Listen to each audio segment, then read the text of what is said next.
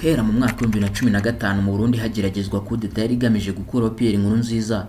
Umubano w'u Rwanda ndetse n'u Burundi warangiritse ahanini bikomotse kuko b'iki gihugu cyarashinjaga u Rwanda mu kuba muri uyu mugambi. Ibi by'amakimbirane byageze aho ingabo z'impande zombi zajyaga zikozanyaho, ahanini bivuye ku kurenga imbibi byaga byakozwe n'ingabo cyangwa se indi mitwe yabaga iturutse mu gihugu cy'u Burundi. Ku itariki ya 25 z'ukwezi kwa gatatu mwaka wa 2025 ubwo yaganiraga na BBC, President Neva yavuze ko bafite amakuru yizewe ko u Rwanda rugiye gutera igihugu cyabo, kandi iki gihugu cyabo nacyo kiri tayari guhita gisubiza ibitero nacyo cyataka u Rwanda. Ese ubundi urugamba hagati ya bino bihugu byombi rwaba rwifashe rute mu gihe buri gihugu cyaba cyemeye ko cyatangiye urugamba ku kindi gihugu? Hakifashishwa subuhe buryo, ibikoresho ndetse n'ibindi nkenerwa ngo urugamba rugende neza? Ni ikihe se gifite ubushobozi, ibikoresho, amafaranga, uburambe ndetse n'ibindi byagifasha kwegukana intsinzi? Wibuke gukora subscribe, like ndetse na share mu gihe inkuru irabe yakuryoheye. Reka dutangire gutya. Nk'uko bimenyerewe, urugamba rugitangira buri gihugu gihita gihagurutsa indege, ubundi zikirukanka zinjira mu kindi gihugu ziroha umuriro ku bikorwa byinshi bibanda ku bya gisirikare. Nk'ubwo mu minota ya mbere y'urugamba u Rwanda rwahita ruhagurutsa Mi-35M attacking helicopters zikinjira ikirere cy'u Burundi zararika icyo zihuye nazo. Gusa ntizagenda zonyine kuko n'izindi nka za helicopter Tiger nayo yabiri kuza iri inyuma isatira igenda ihanagura icyo Mi-35 yasize. Mu kurwanya ibitero cyangwa se mu kugabanya ibitero bitewe n'uwaba watshoje urugamba, u Burundi bwahita bwihutana ku murongo w'urugamba ibitwaro nka Type 55 37mm guns ndetse na za Zu 23mm autocannons mu guhanura cyangwa kuburizamo ibyo bitero by'izo ndege. Nk'uko bizwi ko bisaba urugamba rwo ku butaka mu gufata ahantu mu buryo bwuzuye, ibihugu byombi byahita bikwiza abasirikare muri buri gice gihana umupaka n'ikindi gihugu, aze bakurikije amabwiriza bahabwa n'abakuru, bamwe bakahita bataka abandi. Ariko ibi byo ku butaka byaba Burundi nabwo buri mu gushaka kwihorera ku bitero byo mu kirere bwaba bwagabweho na za ndege.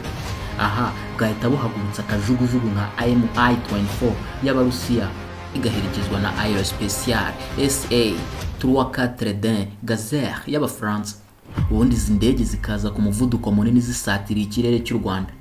Gusa ikibazo nuko zikigera mu birometero 10 zegera u Rwanda, radari zahita zitanga amakuru kuri systeme y'ubwirinzi y'u Rwanda. Ubundi iyi systeme ikahita ihitamo ubwoko bw'ibisasu by'ubwirinzi irakoresha, haba Zu 223mm twin autocannons cyangwa se n'ibirakoresha misile nka 9K32 Strela gukurikira igifite moteri yose bagitumyeho kugeza kigishwenyuye. Uretse n'ibi byo kurasa misile cyangwa ibindi, u Rwanda rushobora no gukoresha ubwirinzi bundi nka manpadas bwo buhanura n'inyoni cyangwa se isazi yaba ivogereye ikirere.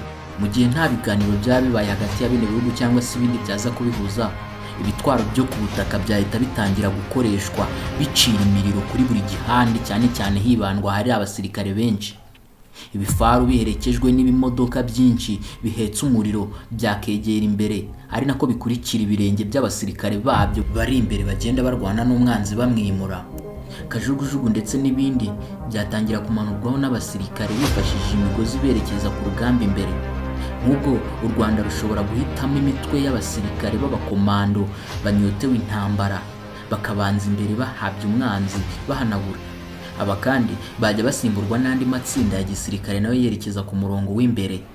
Ibi byo guhindurwa kw'ingabo ndetse n'ibikoresho ku murongo w'urugamba ntabwo byaba ku Rwanda gusa kuko n'ubundi nuko byabigenza. Ubundi hagatangira gukora amayeri y'urugamba nk'ibitero shuma, urugamba rufunguye ndetse n'ibindi.